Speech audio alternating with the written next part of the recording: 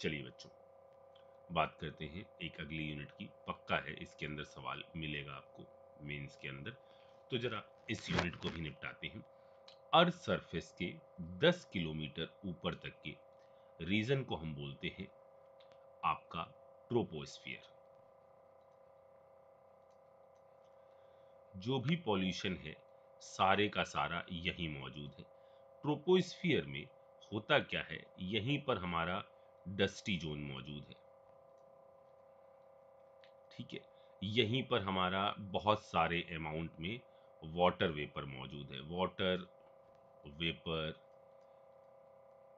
Large amount में यहीं पर मौजूद है। ठीक है, और क्लाउड आपका जो है वो यहीं पर मौजूद है। तो ये है आपका ट्रोपोस्फियर। ये आपका अर्थ सरफेस से 10 किलोमीटर ऊपर का ये जो रेडियस है, इसको हम ट्रोपोस्फियर कहते हैं। इसके ऊपर का 50 किलोमीटर का जो एरिया है उसको हम बोलते हैं स्ट्रेटोस्फियर। स्ट्रेटोस्फियर। इस स्ट्रेटोस्फियर में हमारे पास मौजूद है N2, O2, ओजोन और लेस वाटर। ये यहां पर मौजूद है। ठीक है, अब इस पूरे टॉपिक का अंत रिजल्ट ये आएगा कि जब पढ़ने के बाद आपको ऐसा एहसास होगा कि यार सांस लेना भी गुनाह है। ठीक है, यहां पर जो पॉल्यूशन है सारे का सारा यहां पर है। ठीक है, इस पॉल्यूशन को हम दो भागों में डिवाइड करते हैं। इस पॉल्यूशन को हम दो भागों में डिवाइड करते हैं। पहला है हमारा प्राइमरी पॉल्यूशन या प्राइमरी पॉल्यूटेंट, और दूसरा है हमारा सेकेंडरी पॉल्यूटेंट। प्राइमरी पॉल्यूटेंट में हमारे पास आते हैं सल्फर डाइऑक्साइड और कार्बन मोनोऑक्साइड। प्राइमरी और सेकेंडरी को ऐसे सेपरेट किया गया है कि प्राइमरी से जो पॉल्यूटेंट बन सकते हैं उनको हम सेकेंडरी पॉल्यूटेंट कहते हैं। जैसे इसके अंदर है SO3, NO2, ओजोन, फिर आपका पेन। इसका क्या मतलब है, ये है आपका परॉक्सी एसिटिल नाइट्राइड। ये है आपका परॉक्सी एसिटिल नाइट्रेट, अभी आगे आ जाएगा। ठीक है, एल्डिहाइड, कीटोन, ये सब सेकेंडरी पॉल्यूटेंट है। ठीक है, यहां पर एक इंफॉर्मेशन कि जो आपका NO2 है, यहां जो अगला पॉइंट है वो ये है कि NO2 कह रहे हैं, CO2 is not regarded as pollutant. इसको हम किसी पॉल्यूटेंट की तरह नहीं समझते, क्योंकि इसका कॉन्सेंट्रेशन जो है वो अबाउट 0.03% बाई वॉल्यूम रहता है। हाँ, इसका यदि हाई कॉन्सेंट्रेशन हो, यदि इसका हाई कॉन्सेंट्रेशन हो, high concentration of CO2 responsible होता है किस चीज के लिए, ग्रीन हाउस इफेक्ट के लिए। रिस्पॉन्सिबल होता है किस चीज के लिए, ग्रीन हाउस इफेक्ट के लिए। क्या होता है ग्रीन हाउस इफेक्ट, उसको अभी जानेंगे। ग्रीन हाउस इफेक्ट के लिए पहले यहां इन पॉल्यूटेंट को जो हमने यहां पर कहा है प्राइमरी और सेकेंडरी, इसमें जान लेते हैं कि क्या कॉज हैं ये पॉल्यूशन होने के। तो जो ये पॉल्यूटेंट हैं और जो पॉल्यूशन होता है उसमें जो मेजर कॉज है, कॉज क्या, ये जो मेजर फैक्टर है वो है ऑक्साइड ऑफ सल्फर। कौन कौन से केमिकल्स हैं, कौन कौन सी चीजें हैं जिनके कारण ये पॉल्यूशन हो रहा है, तो उनमें सबसे पहला है oxide of sulphur. Oxide of sulphur आपका फॉसल फ्यूल की बर्निंग से प्रोड्यूस होता है। कहीं भी आप कोक बर्न कर रहे हो, सर हम कोक क्यों बर्न करेंगे, अरे इतनी मेटलर्जिकल प्रोसेस है, इतना आप चीज़ों को एक्सट्रैक्ट कर रहे हो, इतना कार्बन का यूज़ हो रहा है, इतना आप प्रोसेसेस कर रहे हो, कहीं पर रोस्टिंग करवा रहे हो सल्फाइड ओर की, ठीक है। तो जब फॉसिल फ्यूल जो है ना वो बर्न होते हैं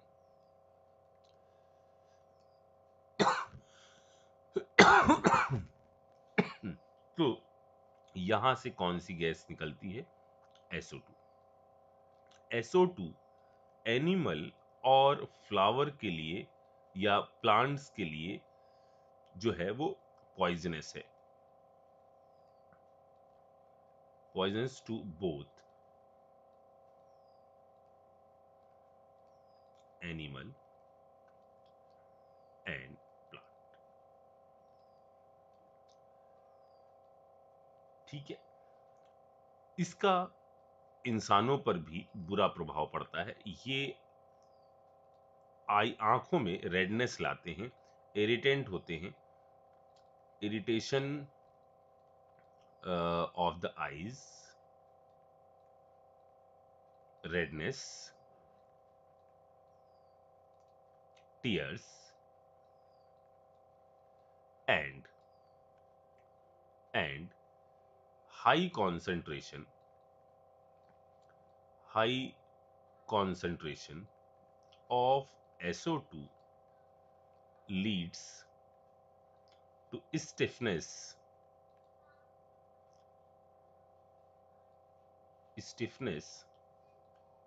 of flower bud।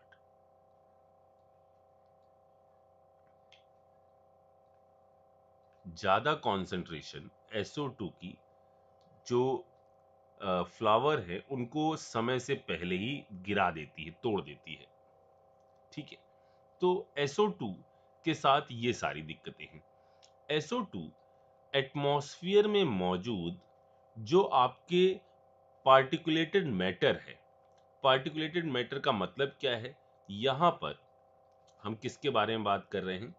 पार्टिकुलेटेड मैटर मतलब जैसे ओजोन हो गया या कुछ केमिकल हैं, H2O2 मौजूद है, इसके साथ जब SO2 कंबाइन होती है तो ये SO2 को ऑक्सीडाइज कर देते हैं SO3 के अंदर। और जब ये SO3 वाटर वेपर के साथ, जो यहाँ पर ज़्यादा अमाउंट में वाटर वेपर मौजूद है, उसके साथ कंबाइन होती है तो यही कॉज करती है फिर आगे चलकर एसिडिक रेन को। ठीक है, अच्छा, सेकेंड चीज जो यहाँ पॉल्यूशन प्रोड्यूस कर रही है वो है आपकी oxide of nitrogen. Oxide of nitrogen, nitrogen और ऑक्सीजन जो एयर के अंदर मौजूद है वो रिएक्शन नहीं करनी चाहिए। ये रिएक्शन करते हैं जनरली कहाँ पर? जब आपका टेम्परेचर बहुत हाई होता है, लाइटनिंग होती है बहुत हाई टेम्परेचर पर, तो ये आपका कंबाइन हो जाते हैं एक साथ, ठीक है, बनाते हैं NO। वहाँ मौजूद ओजोन इसको ऑक्सीडाइज करती है, NO2 में ले आती है। ये सारी कहानी कहाँ हो रही है? ऊपर हो रही है, इस जगह पर। यहाँ से जब ये आता है तो रास्ते में ऑक्सीडाइज होते होते ये बना लेता है खुद को, किस में कन्वर्ट कर लेता है? नाइट्रेट के अंदर। और all nitrates are water soluble, तो ये नाइट्रेट्स जो हैं ये आपका पानी के साथ सॉल्युबल होकर जमीन के अंदर चले जाते हैं और बिहेव करते हैं एज ए फर्टिलाइजर। तो ये चीज तो हमारे लिए अच्छी थी, लेकिन होने क्या लगा? जो ऑटोमोबाइल सेक्टर है, जो आपका भयंकर भयंकर तरीके के इंजन बना रहे हैं, वो क्या करते हैं? वो इन दोनों को N2 और O2 को उस कंडीशन में जब बर्न किया जाता है तो एयर, जब कंबशन इंजन होते हैं ना, उन इंजन में जब बर्निंग होती है फ्यूल की तो वहां पर नाइट्रोजन और ऑक्सीजन भी है, टेम्परेचर बहुत ज़्यादा होता है और ऐसी कंडीशन में ये दोनों चीज़ें अब अर्थ पर ही एक साथ कंबाइन होने लगती हैं अराउंड 1483 केल्विन टेम्परेचर पर। टेम्परेचर जरूरी नहीं है, ये बनाती है आपकी NO गैस। ये NO गैस एयर के कांटेक्ट में आती है और एयर के कांटेक्ट में आकर ये ऑक्सीडाइज हो जाती है, NO2 प्रोड्यूस करती है। ठीक है, यहां पर अब होता क्या है, ये रेट ऑफ प्रोडक्शन ऑफ जो NO2 है वो फास्टर हो जाता है यदि यहां देखो, यहां पर क्या होता है, ये दोनों कंबाइन हुए, एयर से क्या हुआ NO2। ठीक है, ये NO2 जो है वो एटमॉस्फेयर में पहुंची। यदि NO2 का ज्यादा कॉन्सेंट्रेशन हो जाएगा तो ये भी फिर बहुत सारी चीजों को के लिए रिस्पॉन्सिबल होती है। जैसे यदि हाई कॉन्सेंट्रेशन है NO2 का, यदि हाई कॉन्सेंट्रेशन ऑफ NO2, तो यहां पर क्या क्या दिक्कतें हो जाती हैं अगर इसका कॉन्सेंट्रेशन ज्यादा हुआ तो ये आपका क्या करता है, रिटार्ड कर देता है फोटोसिंथेसिस को, रिटार्ड कर देता है, रिटार्ड रेट ऑफ फोटोसिंथेसिस। अच्छी तरह से लिखिएगा बच्चों, फोटोसिंथेसिस।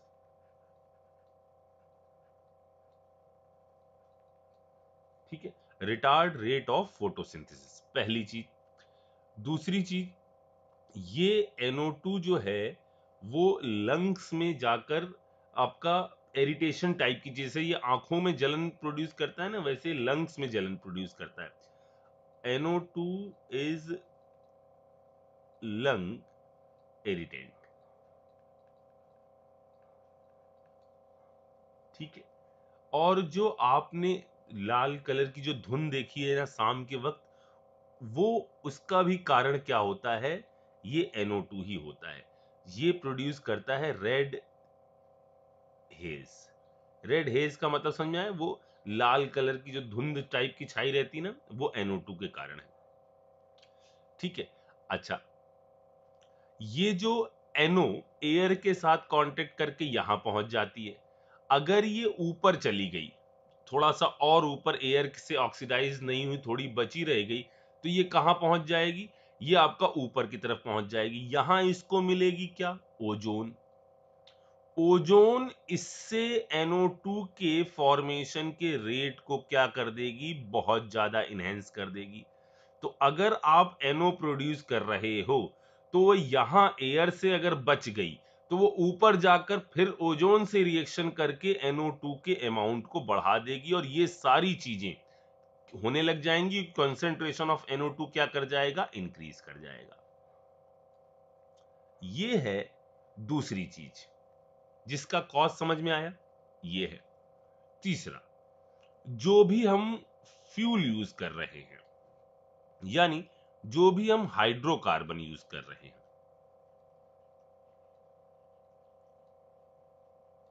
जो हम हाइड्रोकार्बन यूज कर रहे हैं, गाड़ियों में जो भी हम पेट्रोल वेट्रोल यूज कर रहे हैं, गाड़ी बन जाएगी, बन जाएगी,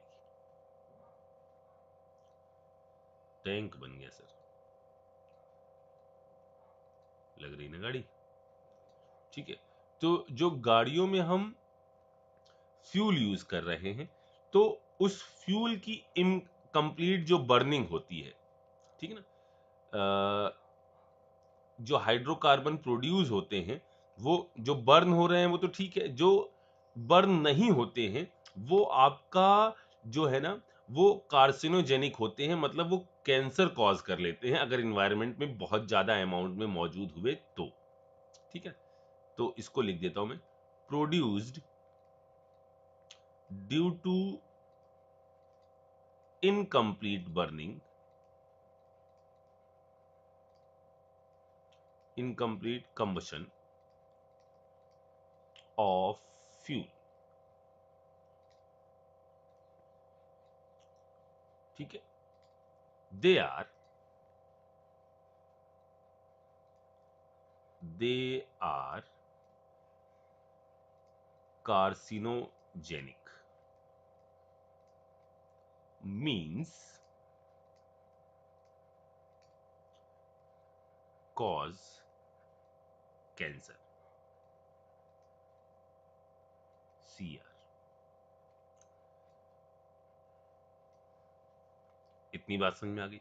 ठीक है, तो ये चीजें हैं जो आपका गड़बड़ प्रोड्यूस करती हैं। अब इन हाइड्रोकार्बन जो इनकम्प्लीट कंबशन है, इस इनकम्प्लीट कंबशन को रोका जा सकता है यदि इन कारों में आप यूज करें कैटेलिटिक कन्वर्टर यूज करें। ठीक है ना, यदि आप कैटेलिटिक कन्वर्टर यूज करें तो इस चीज को आप रोक सकते हैं। लेकिन ये चीज थोड़ी सी फिर महंगी हो जाती है। कैटेलिटिक कन्वर्टर में क्या होता है, आप यूज करते हैं सिरेमिक कोटेड, एक सेकेंड, इसमें यूज करते हैं आप सिरेमिक हनीकॉम्स। मतलब जो अ, आपका इंजन बना रहे हो ना आप, उसके अंदर एक कोटिंग टाइप की लगाई जाती है और उसके अंदर कुछ मेटल का यूज किया जाता है इस कोटिंग में। वो थोड़ी सी महंगी मेटल होती हैं, जैसे पीडी है, पीटी है, और इस टाइप की जो मेटल है ना, उनका यूज किया जाता है इस कैटेलिटिक कन्वर्टर के अंदर। ठीक है, ये करते क्या है, ये आपका जो अनबर्न फ्यूल है, जैसे अनबर्न फ्यूल में क्या होगा, कार्बन मोनोऑक्साइड या कार्बन का नाइट्रोजन का कोई भी ऑक्साइड होगा, तो ये आपका इसको तकरीबन में 573 केल्विन पर कन्वर्ट कर देंगे CO2 में। CO2 कोई पॉल्यूटेंट है नहीं, और N2 में, जो N2 इस टेम्परेचर पर अभी उतनी घातक नहीं है।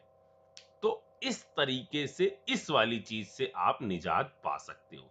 लेकिन ये जो मेटल वेटल यूज कर देते हैं, ये अभी हम करने लग गए हैं, पहले तो ऐसा कुछ नहीं होता था। तो जो आप गाड़ियां देखते हो भयंकर धुआं छोड़ती रहती थी, अब तो काफी हद तक गाड़ियों में इस चीज का यूज किया जाने लगा है। ओके, तो ये हैं तीन चीजें जो मेन कॉज है।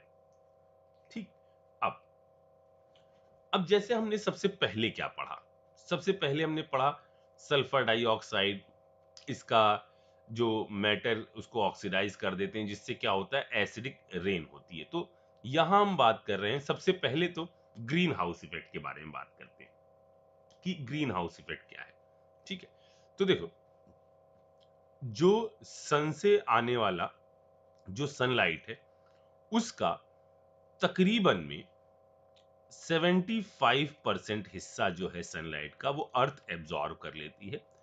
बाकी ये आपका क्या करती है, रेडिएट कर देती है।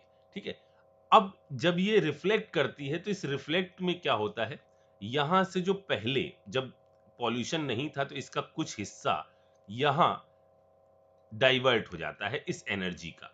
कुछ तो इसने सोख लिया, कुछ इस पतली सी लेयर से रिफ्लेक्ट हो जाता था, जिससे यहां पर गर्म एटमॉस्फेयर रहता था ठीक ठाक अमाउंट में। अगर ये लेयर न रहती, इसने एब्जॉर्ब कर लिया होता, सारी की सारी रिफ्लेक्ट हो जाती ना, कुछ आती नहीं, तो अर्थ का टेम्परेचर होता -18 डिग्री सेल्सियस। याद नहीं करना है, बस सुनो। अब यही, जैसे अति हर चीज की ज्यादा होती है, अब हो क्या रहा है, हो ये रहा है कि पॉल्यूशन के कारण ये जो लेयर है, वो आपकी मोटी होती जा रही है। इनमें वो गैसेस जो इस इफेक्ट को प्रोड्यूस कर रही है, हो क्या रहा है, यहां अर्थ तो जो एब्जॉर्ब कर रही है वो कर ही रही है, ऊपर जो जा रही है पहले बाहर चली जाती थी स्पेस में, अब वो रिफ्लेक्ट होकर बहुत सारे अमाउंट पे अर्थ पर ही आ रही हैं, जिससे अर्थ का टेम्परेचर बढ़ रहा है, ग्लेशियर पिघल रहे हैं, ये सारी चीजें। ठीक है, तो कौन सी गैसेस ऐसी हैं जो इस लेयर को आपका मोटी कर रही हैं, और ऊपर से वो इस रेडिएशन को बाहर नहीं जाने दे रही हैं? उन्हीं गैसेस को हम कहते हैं ग्रीन हाउस गैसेस। ठीक है, और जो ग्रीन हाउस गैसेस हैं वो, उनमें ज्यादातर क्या क्या हो सकती हैं? एक तो उसके अंदर है मीथेन, कार्बन डाइऑक्साइड, N2O, जो हल्की सी वाटर वेपर है वो भी यही काम करने लगी है, ओजोन, और CFC यानी वही क्लोरोफ्लोरोकार्बन। कैसे होते हैं अभी हम इसके बारे में बात करेंगे। ऐसा कार्बन जिसपे क्लोरीन ग्रुप भी हो, फ्लोरीन ग्रुप भी हो और कार्बन भी हो, उसको हम क्लोरोफ्लोरोकार्बन कहते हैं। ये आपका जो भी आप एयर कंडीशन जो कंडीशनर जो यूज कर रहे हैं ना, उसके दौरान एसी जो यूज कर रहे हैं ना वो, या जो रेफ्रिजरेटर यूज कर रहे हैं ना, उनसे आपका ये CFC जो है वो रिलीज होती है, हल्की होती है, एटमॉस्फेयर में चली जाती है। ठीक है, तो ये है आपकी जो ग्रीन हाउस इफेक्ट प्रोड्यूस करने वाली गैसेस हैं। ठीक है, एक चीज ये हो गया। अगली बात, होता क्या है, ये जो इतनी चीज समझ में आ गई, तो इसके अंदर क्या चीज जरूरी है ये। अच्छा, हमने शुरुआत में जैसे आपसे कहा था कि यदि आप इन चीजों की कंसंट्रेशन को कंट्रोल नहीं कर पाओगे तो ये आपका इस तरह की काफी ज्यादा दिक्कतें जो हैं वो प्रोड्यूस करेंगी। और इनमें एक दिक्कत जो है वो है एसिड रेन की। यहां पर ये जो हमने डायग्राम टाइप का बनाया है वो हमने बनाया है किस चीज को समझाने के लिए? एसिड रेन को समझाने के लिए। ठीक है, देखो बच्चों, जो नॉर्मल रेन वाटर है, नॉर्मल रेन वाटर, उसका पीएच होता है अराउंड 5.6। इसका जो पीएच होता है वो होता है अराउंड 5.6। अब हो क्या रहा है? हो ये रहा है कि जो बड़ी बड़ी इंडस्ट्रीज लगी हैं वो जो पॉल्यूशन क्रिएट कर रही हैं, जो आपके ऑटोमोबाइल सेक्टर हैं, गाड़ियां हैं आपकी, वो जो आपका गैसेस प्रोड्यूस कर रही हैं, ये सारी चीजें यहाँ पर बहुत जबरदस्त पॉल्यूशन जो है इस इन्वायरमेंट में प्रोड्यूस करी रहती है। जैसे हमने अभी आपको एक चीज बताई कि सल्फर, जो फॉसल फ्यूल से सल्फर डाइऑक्साइड निकल रही है, वो आपका एयर के कांटेक्ट में आएगी। ठीक है, वाटर वेपर मौजूद है, ये क्या हो जाएगी, बादलों में जाकर ये स्टिक हो जाएगी। गैसेस जो हैं ये बादलों में जाकर स्टिक हो जाती हैं। जब बारिश होती है तो ये ऑक्सीजन के साथ मिलकर पहले बनाती है क्या, सल्फर ट्राइऑक्साइड, और फिर पानी के साथ मिलकर ये बनाती है क्या, H2SO4। ठीक है, H2SO4, चार, चार पाँच छः सात, और पाँच चार, ठीक है ना, चार, बिल्कुल बैलेंस है। अच्छा, एक तो ये है H2SO4, ये अब आपका ऊपर से नीचे आने वाला है। अच्छा, इसी तरह से जब आपने N2 और O2 को नीचे ही बना दिया, कंबाइन करके NO बना दिया, जो एयर के साथ कांटेक्ट में आके ऑक्सीडाइज हुई, और फिर वो भी जब वाटर के कांटेक्ट में आएगी तो क्या चीज बना सकती है, वो भी आपका फॉर्म कर सकती है क्या, नाइट्रिक एसिड। वो भी आपका फॉर्म कर सकती है क्या, नाइट्रिक एसिड।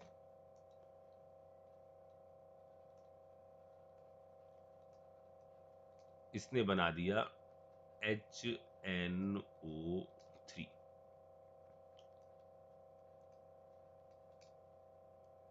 ठीक है, यहां पर फिर से हम ये कह रहे हैं कि ये जो ऑक्सीडेशन हुआ है ना, जो एयर इनको ऑक्सीडाइज कर रही है, इन एयर में मौजूद हैं जो पॉल्यूटेड यदि एयर होगी ना, तो इस एयर में फिर से क्या चीज मौजूद होते हैं, पार्टिकुलेटेड आपका मैटर।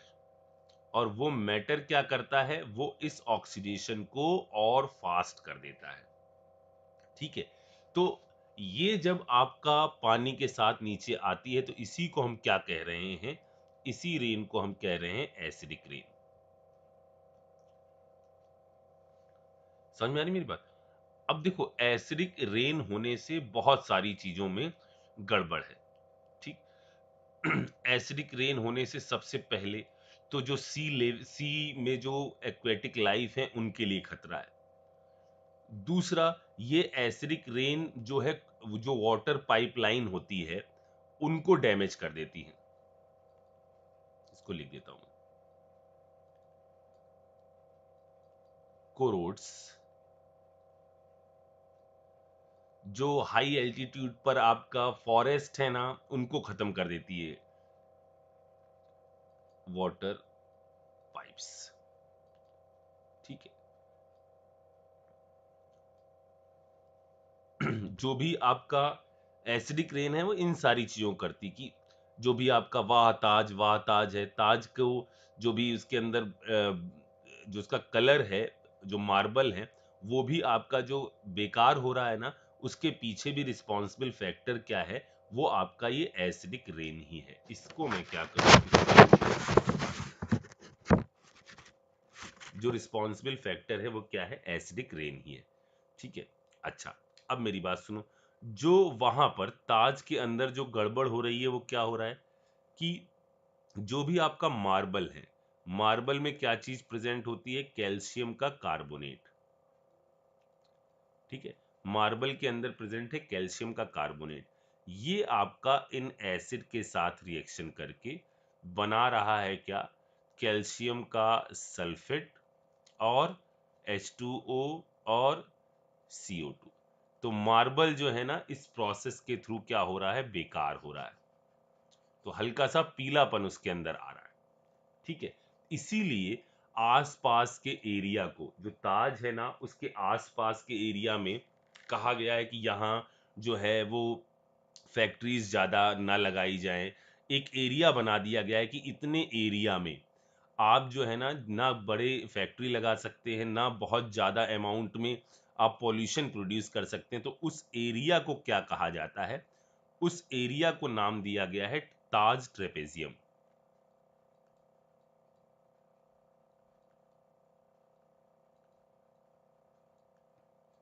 जो एक तरह से रेस्ट्रिक्टेड एरिया है। इतनी बात समझ में आ गई? अच्छा, अभी बहुत सारी चीजें बाकी हैं। अब यहाँ जो पॉल्यूशन है ना उसकी एक और कैटेगरी यहाँ पर हम बताते हैं। यहाँ पर जो ये पॉल्यूटेंट हैं, इधर यहाँ जो पॉल्यूटेंट है ना उनको हम एक और कैटेगरी में डिवाइड करते हैं। यहाँ जो पॉल्यूटेंट है उनमें पार्टिकल साइज थोड़ा सा बड़ा है, तो इनको हम और कैटेगरी में डिवाइड कर सकते हैं।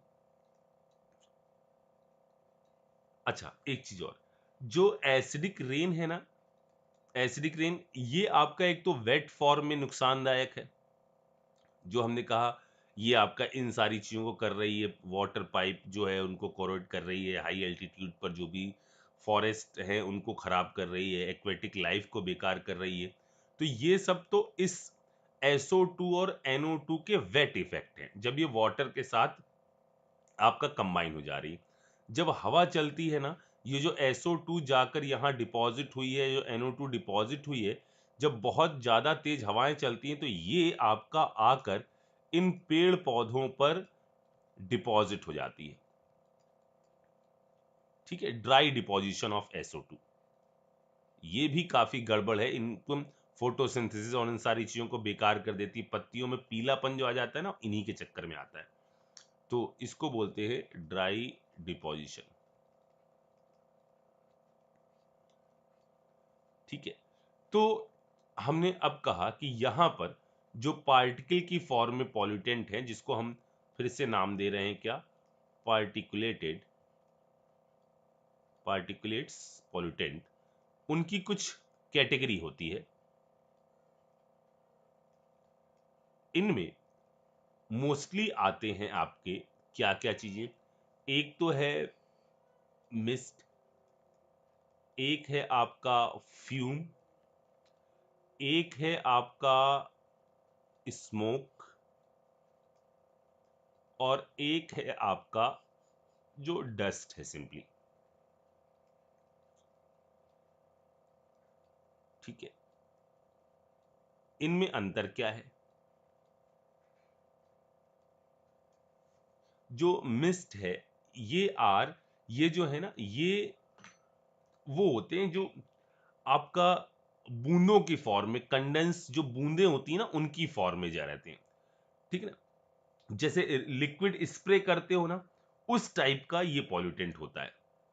और जैसे आपको मैंने बताया था कि सल्फर डाइऑक्साइड बनाने, सल्फ्यूरिक एसिड बनाने में SO3 पर आप डायरेक्टली पानी मत ऐड करो, क्योंकि तब क्या होगा ना, H2SO4 की जो ड्रॉपलेट्स बनेंगी वो वहां पर काम करने वाले वर्कर के लिए बेकार होती हैं। तो वो जो है ना, वो एग्जाम्पल है किस चीज का? मिस्ट का, जो बनती है, जो ड्रॉपलेट बनती है। ठीक है ना, इसको हम क्या लिख दें? इसको हम लिख देते हैं, इसके जो एग्जाम्पल हैं वो हैं, जैसे आप इंसेक्टिसाइड का जो छिड़काव करते हो, उसके वो जैसे ना स्प्रे आता है घरों में, क्या कहते हैं उसको, बेगॉन स्प्रे छिड़कने वाला, वो सब इसी के एग्जाम्पल है, इसी पॉल्यूटेंट के एग्जाम्पल। ठीक है, जैसे इसमें मैं लिख देता हूं सल्फ्यूरिक एसिड मिस्ट। जैसे हमने कहा हर्बिसाइड या इंसेक्टिसाइड। ठीक है, इनको इस कैटेगरी में रखा जाता है। ठीक है,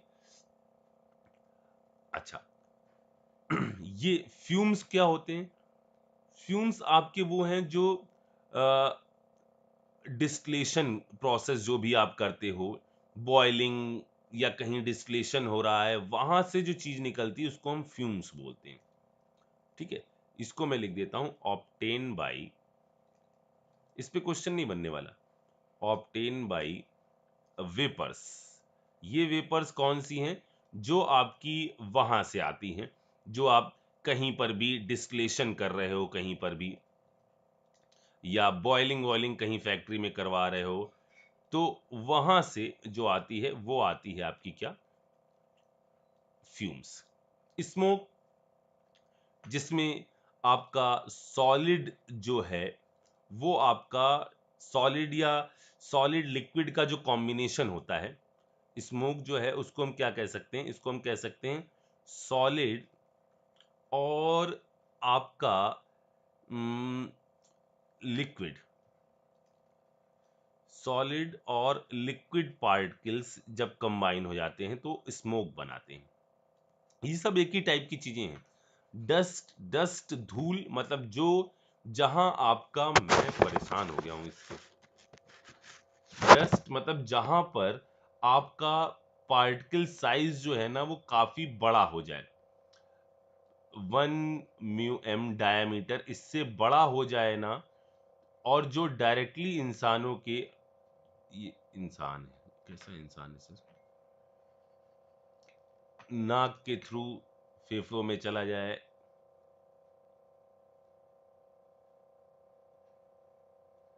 थोड़े बाल बनाते हैं, पता चल रहा है कौन? रुक जाओ एक सेकेंड, इधर और कम कर देते हैं। हाँ, ऐसे, ठीक है, टोपी लगा दी क्या? रहने दो। तो जिनका डायमीटर कैसा होता है? काफी बड़ा होता है, ठीक ठाक साइज के होते हैं, ये आपके नाक में, मुंह में, इनके थ्रू फेफड़ों में चले जाते हैं, तो ये आपका डस्ट की कैटेगरी है। जैसा कि हमने कहा कि इनमें क्वेश्चन वोश्चन नहीं पूछने आने वाला, ये तो आप ये समझ लीजिए कि कुछ बहुत छोटे छोटे पार्टिकल्स की फॉर्म में हमारे पॉल्यूटेंट मौजूद होते हैं। ठीक है, उनमें ये टाइप होते हैं, इनमें आप टेंशन मत लो। अब इनमें जो हम लोग को पढ़ना है, जो सबसे इंपॉर्टेंट है, वो है स्मॉग। यानी स्मोक प्लस फॉग। ठीक है, स्मॉग जो है वो प्रोड्यूस होने का कारण जो है वो वही है, oxide of sulphur and nitrogen. इन्हीं के कारण स्मॉग जो है वो प्रोड्यूस होता है। ठीक है, स्मॉग की दो कैटेगरी है। एक को हम कहते हैं क्लासिकल स्मोक, क्लासिकल स्मोक, या इसी को हम कहते हैं रिड्यूसिंग स्मोक,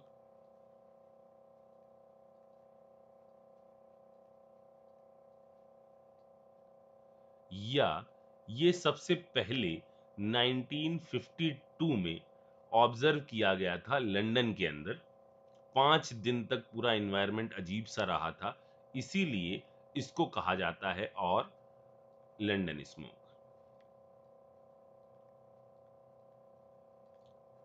ठीक, यहां पर इसका जो कॉज है उसमें मेन चीज जो रिस्पॉन्सिबल है वो है SO2।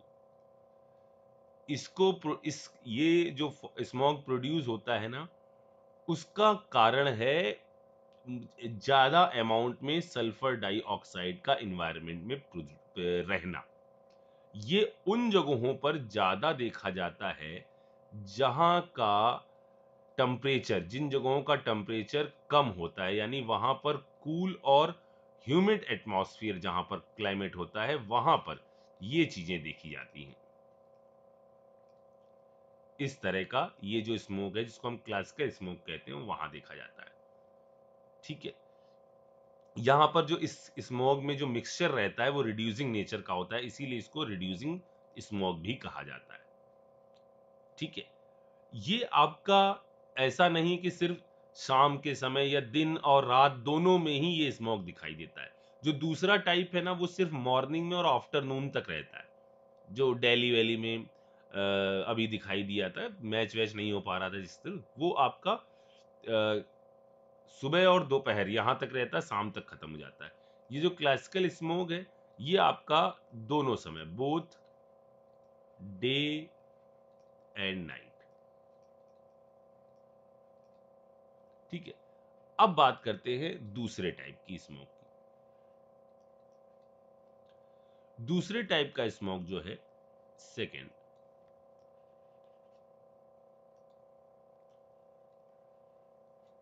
इसमें इसको हम कहते हैं फोटोकेमिकल स्मोक,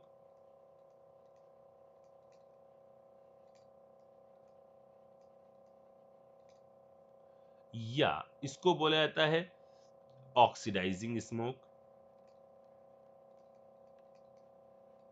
ऊपर वाले की तरह ही इसके अंदर जो चीजें मौजूद होती हैं उनका नेचर ऑक्सीडाइजिंग होता है, और ये 1944 में सबसे पहले देखा गया था लॉस एंजलिस में।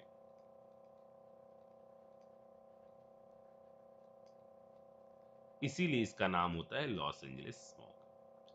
ठीक है, इसके अंदर जो चीजें मौजूद रहती हैं इस स्मोक के अंदर, वो दो चीजें यहां पर मौजूद रहती। इनके अंदर जो दो चीजें मौजूद होती हैं उसको हम प्राइमरी और सेकेंडरी के नाम देते हैं फोटोकेमिकल स्मोक में।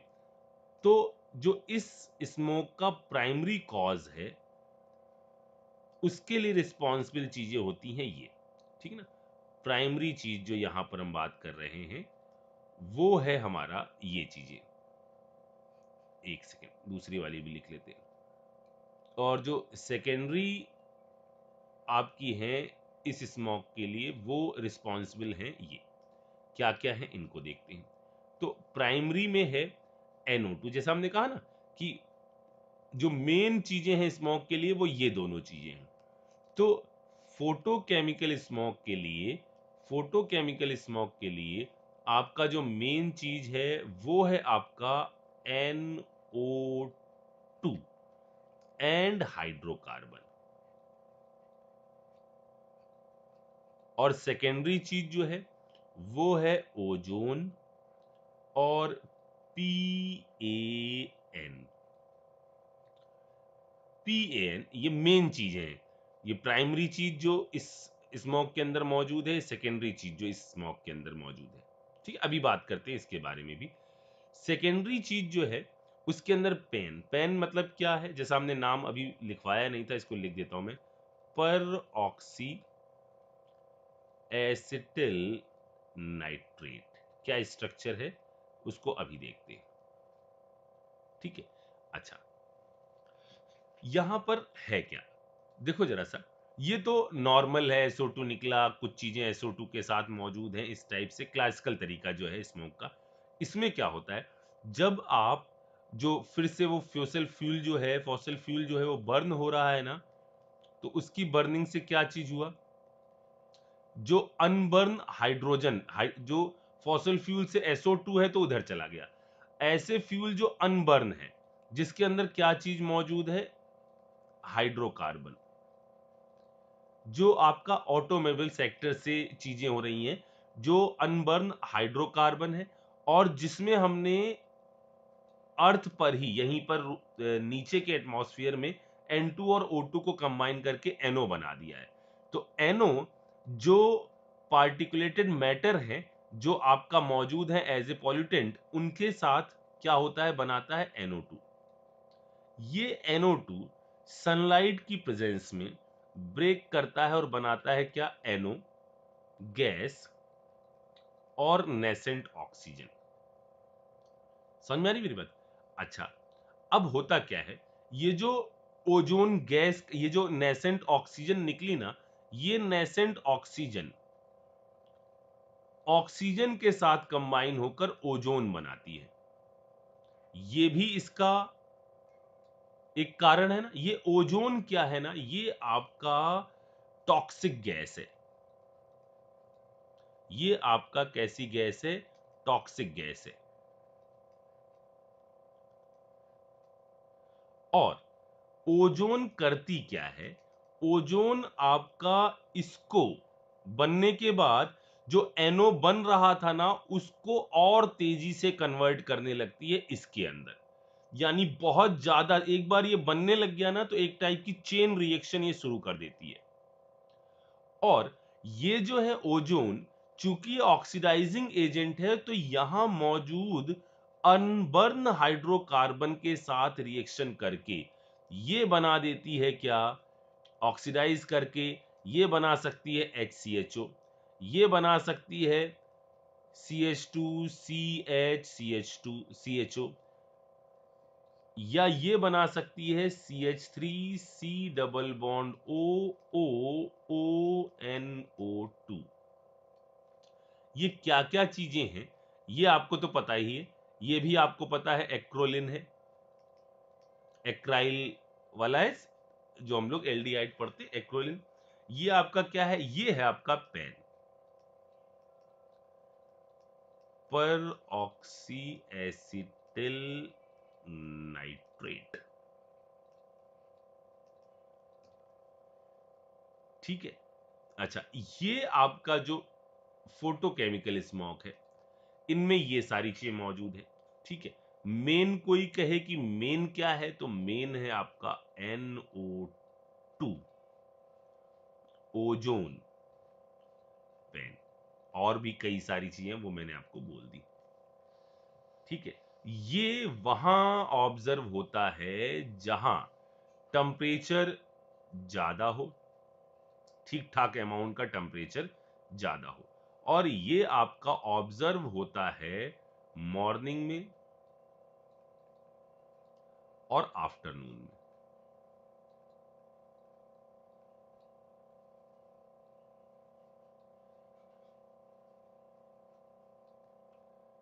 ठीक, यहां पर मुझे एक नोट लिखना है। वो नोट ये है, इस जगह पर जो मुझे नोट लिखना है वो नोट ये है कि हम कुछ टाइप के प्लांट्स जो हैं वो लगा सकते हैं, और जो plant in photo chemical smoke से बचाते हैं। घरों में कुछ प्लांट लगाए जा सकते हैं, या ज़्यादा अमाउंट में लगाए जाएं तो ये आपका इस चीज़ से छुटकारा दिला सकते हैं। किस चीज़ से? फोटोकेमिकल स्मॉग से। तो वो जो प्लांट हैं उनके नाम आपको याद होने चाहिए, ये कहीं पर भी पूछा जा सकता है। तो जो सर्टेन प्लांट हैं उनमें है पाइनस, जूनिपारस, ये सब याद किए हैं उन्होंने जो आज कहीं पर बैठे हुए हैं। जूनिपारस, क्यूरिकस, पायरस और विटिस।